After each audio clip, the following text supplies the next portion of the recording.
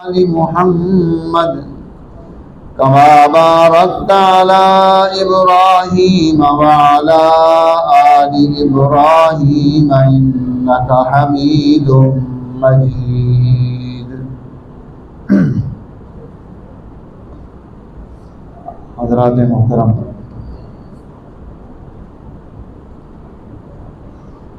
انسانی سماج اور سوسائٹی کو ترقی دینے کے لیے، اس میں آسانیاں پیدا کرنے کے لیے قرآن حکیم، دین اسلام اور خود نبی اکرم سرور دو عالم صلی اللہ علیہ وسلم کی زندگی، حیات طیبہ، اس میں بہت سارے اہم اصول، رہنما اصول انسانی سوسائٹی کی ترقی کے موجود ہیں۔ قرآن حکیم نے جب اہل جنت کا تذکرہ کیا، ان کے باغات کا تذکرہ کیا، وہاں پر موجود نعمتوں کا ذکر کیا، وہاں ان باغات میں موجود محلات کا ذکر کیا، تو اس ذکر کے بعد قرآن حکیم ایک جملہ پیش کرتا ہے، وَحَسُنَتْ مُرْتَفَقًا، کہ رہنے کے اعتبار سے کتنی اچھی جگہ ہے، کتنی بہترین جگہ ہے، کتنی اچھی آرام گاہ ہے، کتنا اس کے اندر اللہ نے خوبیاں رکھی ہیں۔ اور جب اہل نار کا تذکرہ کیا، جہنمیوں کا تذکرہ کیا، ان پر آنے والے غضب کو پیش کیا، آگ کو پیش کیا، تکلیفوں کو پیش کیا، تو اس کے بعد قرآن کہتا ہے وَسَاءَتْ مُرْتَفَقًا، رہنے کے اعتبار سے کتنی بری جگہ ہے، جہاں کوئی راحت نہیں، جہاں کوئی آرام نہیں، جہاں کوئی سہولت نہیں، جہاں پر پریشانی ہے۔ تو انسان، اس کے لیے اللہ جل جلالہ نے جو نظام بنایا، امام الہند امام شاہ ولی اللہ محدث دہلوی فرماتے ہیں کہ اللہ تعالیٰ نے انسانی سماج کے لیے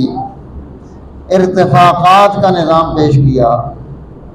جہاں قرآن حسنت مرتفقہ کہتا ہے،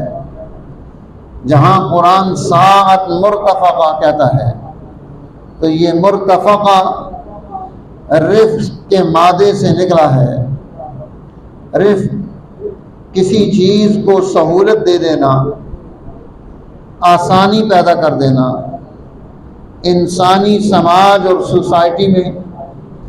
جو ان کے لیے رکاوٹیں بن جائیں، ان رکاوٹوں کو دور کرنے کے لیے انہیں جو ماحول فراہم کیا، اس میں جو اسے سہولت دی، اس کو رفق کہا جاتا ہے کہ یہ سہولتوں کا نظام ہے۔ ہر دور میں انسانی سوسائٹی اور سماج کو یہ چیز عطا کی گئی۔ انسانی سوسائٹی کا ارتفاق، جس کا پہلا دور، جسے ارتفاق اول کہا جاتا ہے، وہ سیدنا آدم علیہ السلام کا زمانہ ہے۔ وَعَلَّمَ آدَمَ الْأَسْمَاءَ كُلَّهَا، سیدنا آدم علیہ السلام کو الاسماء کا علم عطا کیا گیا۔ چیزوں کے نام، ان کی ضرورتیں، ان حاجتوں کو پورا کرنے کا طریقہ کار، ان چیزوں کی وضاحتیں وہ یہاں پر پیش کی گئی۔ اس کو ارتفاق کہا جاتا ہے کہ یہ ارتفاق کا نظام ہے، جس میں اللہ جل جلالہ نے اس دور کی جو ان کی ضرورتیں تھیں، ان کے اعتبار سے انہیں سہولت عطا کر دی، ان کے اعتبار سے انہیں آسانی دے دی، اور وہ سہولت و آسانی وہ وقت کا پیغمبر لے کر آتا ہے کہ انسانی سوسائٹی کو ترقی دے دی جائے۔ ہر دور میں انسان جہاں بھی پھنستے ہیں وہاں پر ان کی ان حاجتوں اور ضرورتوں کو پورا کرنے کا نظام بنا دیا جاتا ہے۔ ایک کائنات میں موجود ہر چیز وہ ترقی کے راستے پر گامزن ہے۔ جس طرح جانور ہے، اس کی ضرورت ہے، وہ اپنی ضرورت کو پورا کرے گا۔ اگر اسے کھانے کی ضرورت ہوگی تو کھائے گا، پینے کی ضرورت ہوگی تو پیے گا، سونے کی ضرورت ہوگی تو سو جائے گا۔ اب یہ اس کی فطرت میں اسے الہام کیا گیا کہ تو نے اپنے کھانے پینے اور سونے کی ان چیزوں کو کیسے پورا کرنا ہے۔ اللہ جل جلالہ نے شہد کی مکھی کو یہ بات سمجھائی کہ کس طرح پھولوں سے تو رس نچوڑ کے لائے گی، کیسے تو اپنا چھتا بنائے گی، اس میں رہنے کا مقام کیسے الگ رکھے گی، شہد کو جمع کرنے کی ترکیب الگ رکھے گی، پھر تمہارا ایک نظم و انتظام ہوگا، تمہاری ایک یاسوب ملکہ ہوگی، وہ تمہاری ان ایکٹیویٹی کو چیک کرے گی۔ ہر آنے والا، وہاں پر پہنچنے والا شہد اس کو چیک کیا جاتا ہے، اور اگر وہ درست ہو اسے جمع کیا جاتا ہے۔ اگر وہ کسی کڑوے پھول سے، کسی زہر آلود چیز سے وہ چیز لا کر جمع کر کے لے آئے، اسے وہاں جمع نہیں کرنے دیا جاتا۔ یہ اللہ نے اسے الہام کیا۔ اللہ نے پرندوں کو الہام کیا کہ وہ اپنا دانہ کیسے چگیں گے، وہ چگ رہے ہیں، یہ ان کی فطری ضرورت ہے۔ لیکن انسان، اسے بھی اللہ نے الہام کیا، اسے رہنمائی دی کہ تو اپنی ضرورتیں کیسے پوری کرے گا، تو اپنی ضرورتوں میں آسانیاں کیسے لے کر آئے گا، اپنی ضرورتوں کے مسائل کیسے حل کرے گا، اس کی تیرے پاس کیا حکمت عملی ہوگی۔ اللہ نے ہر انسان کو الہام کر دیا، اس الہام کے نتیجے میں وہ بھی آگے بڑھ رہا ہے، اپنی ضرورتوں کو پورا کر رہا ہے۔ لیکن انسانوں میں اور جانوروں میں ان میں فرق ہے کہ ان جانور اپنی حاجت و ضرورت کو پورا کرتا ہے تو اس کا انداز ایک ہی ہے، تبدیلی نہیں آتی۔ اللہ جل جلالہ نے انسان چونکہ اشرف المخلوق ہے، تمام مخلوقات میں سے اعلیٰ و عرفہ ہے، اسے اللہ نے اپنا نمائندہ بنا کر دنیا میں بھیجا ہے۔ یہ خلیفۃ اللہ فی الارض ہے، زمین میں اللہ کا نمائندہ بن کر آیا ہے، تو اس نے اس نمائندگی کا حق بھی ادا کرنا ہے۔ اس لیے حضرت انسان کو اللہ جل جلالہ نے دوسری حیوانات اور چیزوں سے ممتاز کر دیا، اسے فوقیت دی، اور اس کی فوقیت کی بنیاد تین چیزیں ہیں۔ سب سے پہلی چیز الرأی الکلی، کہ انسان جانور کی طرح صرف اپنی ذات کے لیے نہیں سوچتا، یہ صرف اپنے لیے نہیں سوچتا، یہ صرف مفاد کا بندہ نہیں بنتا، اس کے اندر اللہ نے خوبی رکھ دی ہے الرأی الکلی کی، کہ یہ تمام انسانوں کو یہ بنیادی طور پر آگے لے کر بڑھے گا،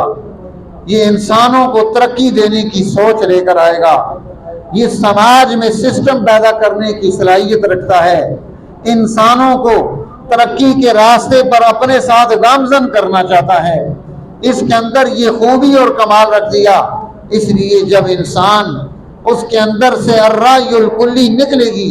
اس کا مطلب ہے کہ اب وہ حیوان بن گیا، جو صرف اپنے لیے سوچتا ہے،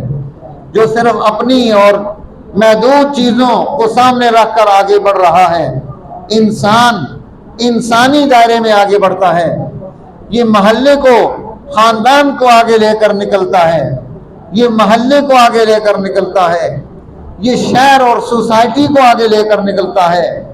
یہ خاندانوں کو آگے بڑھاتا ہے۔ اللہ نے اس کے اندر یہ بنیادی جذبہ رکھ دیا تاکہ یہ حیوانوں سے ممتاز ہو جائے۔ اور دوسری چیز اللہ جل جلالہ نے اس کے اندر خوبی پیدا کر دی، یہ حسن و جمال کی، چیزوں کو ترتیب دینے کی، اچھے انداز سے ان چیزوں کو لے کر آنے کی۔ جانور نے اسی طرح کھرلی میں کھانا ہے، انسان یہ مسلسل اس ارتفاق کے دور سے گزرتا ہوا ترقی کرتا ہوا آگے بڑھ رہا ہے۔ کبھی یہ کچا گوشت کھاتا تھا، پھر اس نے اس کو پختہ کرنا شروع کیا، کبھی یہ دھوپ میں چیزیں پختہ کرتا تھا، پھر اسے پتہ چلا کہ پتھر کو آپس میں رگڑ کر آگ لگ جاتی ہے، خشک جو لکڑیاں ہیں پتے ہیں انہیں جمع کیا جائے تو آگ بنتی ہے، پھر اس نے اس کا استعمال کیا، پھر اس طرح کرتے کرتے اس کو ماچس ملی، اسے لیٹر ملا، اسے گیس ملی، یہ ترقی کرتا ہوا آگے بڑھ رہا ہے۔ اس کے کھانے کے انداز بدل گئے، یہ چیز بنا کر پلیٹ میں رکھے گا، اسے ڈونگے میں ڈالے گا، وہ اسے دسترخوان پر سجائے گا، وہ اس کے لیے ٹیبل اور کرسیوں کا انتظام کرے گا کہ ہم یہاں بیٹھ کر کھانا کھائیں گے۔ تو یہ مسلسل اس کے اندر یہ مادہ اللہ نے رکھ دیا، یہ خوب سے خوب تر کی تلاش میں ہے، اچھے سے اچھا بننے کی تلاش میں ہے، خوبصورتی کی طرف جاتا ہے۔ کہاں پہاڑوں کی کھو میں رہنے والے انسان، کہاں جسم پر جو ہے وہ پتے لگانے والے انسان، آج وہ کتنی ترقی یافتہ شکل میں پہنچ گیا، کتنے اعلیٰ مکان ڈیزائن کرتا ہے، کتنا بہترین انتظام رہنے کا کرتا ہے،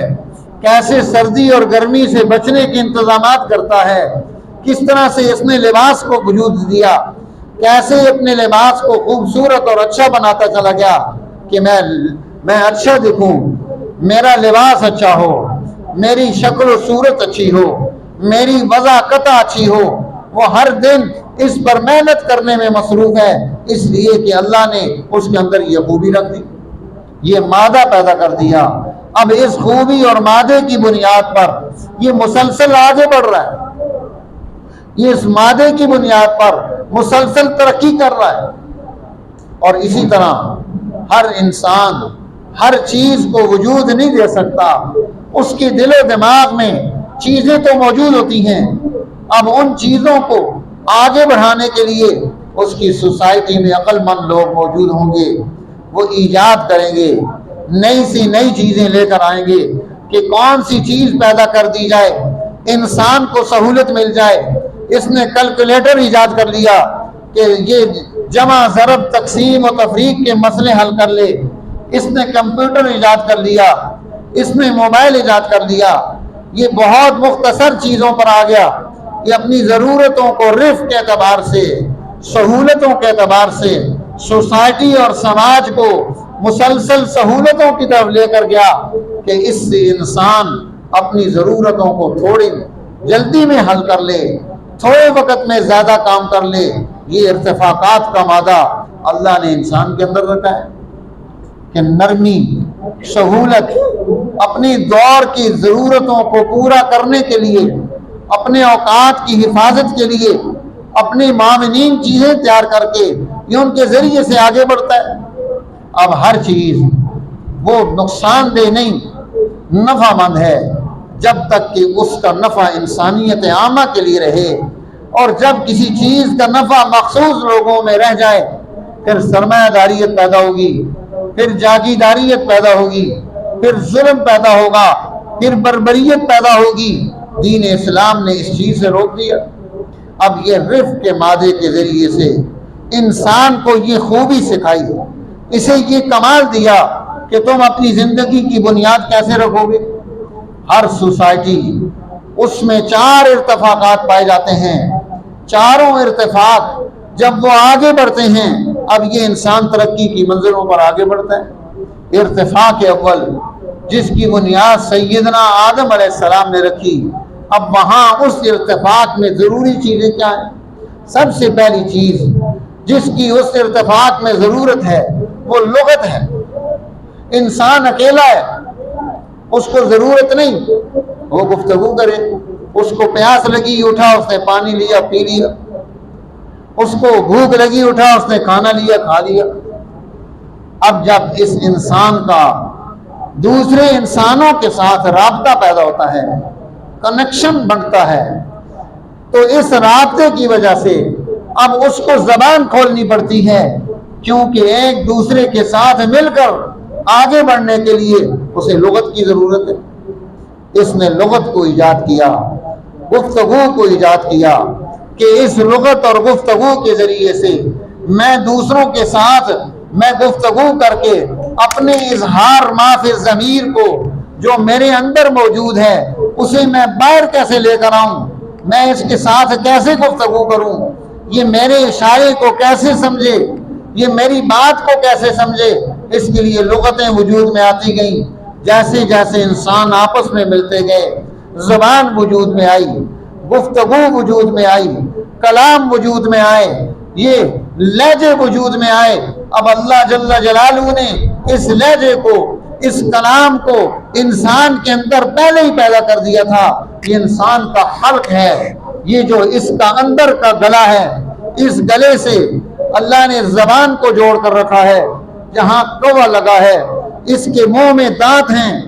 یہ زبان ان دانتوں کے ساتھ ملتی ہے۔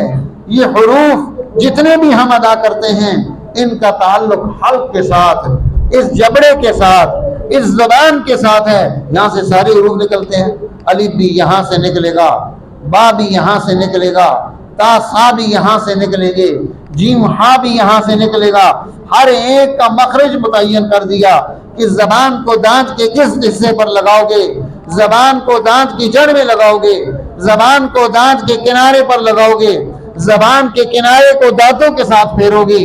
اس حلق کے اندر سے کون سے حروف نکلیں گے، منہ کے خلا سے کون سے حروف نکلیں گے۔ اس پوری لغت کے نظم و انتظام کو رب العالمین نے انسان کے اس جبڑے کے اندر، اس زبان کے اندر آدم علیہ السلام کو جب پیدا کیا اسی وقت یہ زبان بھی اس کے اندر رکھ دی، یہ لغت بھی رکھ دی، یہ الفاظ اور حروف کے نکلنے کی ترتیب بھی رکھ دی کہ یہ پریشان نہ ہو، اسے حروف باہر سے تلاش کرنے نہ پڑے، اسے کہیں دور نہ جانا پڑے، یہ اپنے ہونٹوں سے، اپنے دانتوں سے، اپنے حلق سے، اپنی زبان سے اپنی لغت کو وجود میں لے آئے۔ اب یہ لغتیں بنتی چلی گئی، یہ زبانیں وجود میں آتی چلی گئی، انسان اپنے اندر کی بات دوسرے کو بتا رہا ہے، تو اس ارتفاق میں اسے لغت کی ضرورت تھی، اس نے لغت بنا لی۔ اس ارتفاق میں اسے ضرورت پیش آئی کہ یہ ننگا نہ ہو، اس کے جسم پر لباس ہو، اس نے لباس پیدا کر لیا۔ اس ارتفاق میں اسے ضرورت تھی آلات کی کہ یہ گندم کیسے نکالے گا، گندم کو ڈالے گا کیسے زمین میں، زمین پر ہل کیسے چلائے گا، زمین سے اناج کو کیسے نکالے گا، ان کی ضرورتوں کو کیسے پورا کرے گا۔ یہ آلات اس نے وجود میں لائے کہ میں اپنی ضرورت کو پورا کرنے کے لیے اس کو اگر دراٹی کی ضرورت تھی وہ آ گئی، بھالے کی ضرورت تھی وہ اس نے پیدا کیا۔ اب سب سے پہلے وہ اس کو کیسے کرتا رہا یہ انسان ہی جانتا ہے، لیکن آہستہ آہستہ اس کا رفق بڑھا، اس کے اندر کی یہ صلاحیتیں اٹھی، اس نے یہ چیزیں پیدا کر لی، پھر اس نے غلہ بانی شروع کی، جانوروں کو پالا جائے، بکریاں پالی جائیں، اونٹ پالے جائیں، ان جانوروں کو سنبھالا جائے کہ ان کا گوشت کھا کر ضرورت پوری کر لی جائے گی، دودھ پی کر ضرورت پوری کر لی جائے گی، انہیں جب ہم ذبح کریں گے کھال بچ جائے گی، اس کھال کو دماغت کے بعد ہم اپنا لباس بنا کر استعمال کر لیں گے، اس کی ضرورت پوری ہو جائے گی۔ اب اس کو یہاں پر یہ چیزیں لانی پڑیں۔ اب گھر کو آباد کرنے کے لیے اسے ایک بیوی کی ضرورت تھی، اس نے